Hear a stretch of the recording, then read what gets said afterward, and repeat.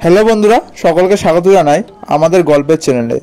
আজকে আমাদের চ্যানেলের উপস্থাপনা হলো গোপালের ন্যায় নামক গল্পটি। গল্পটি হয়ে চলেছে দারুণ মজাদার।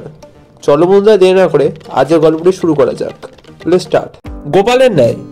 কুসঙ্গে পড়ে এক বালক পিতা মাতাকে খুন করেছিল, সে টাকা পয়সা হস্তগত করার জন্য। বালকের দাদা মহারাজ কৃষ্ণচন্দ্রের সবাই সুবিচারের আর্জি পেশ করলো। বিচারের পর অপরাধ যখন প্রমাণ হয়ে গেল, তখন মহারাজের এক সভাসদ উঠে বক্তৃতা শুরু করলেন। ধর্মাবতার, অপরাধ গুরুতর বটে, তবে আমি বালকটির জন্য মহামান্য মহারাজের দয়া ভিক্ষা করছি, কারণ বালকটি এখন পিতৃমাতৃহীন অনাথ। সঙ্গে সঙ্গে রাজসভার চারিদিকে চাপা হাসি ও গুঞ্জন শুনে তিনি বেকুবের মতো চারিদিকে তাকাতে লাগলেন।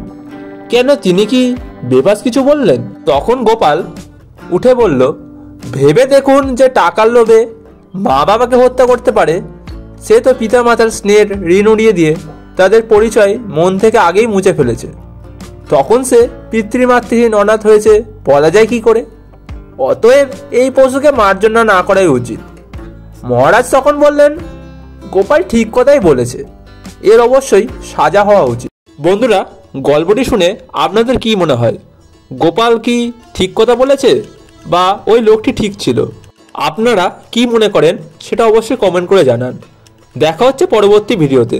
ততক্ষণ ভালো থাকুন, সুস্থ থাকুন, আমাদের চ্যানেলের সাথে যুক্ত থাকুন। ধন্যবাদ।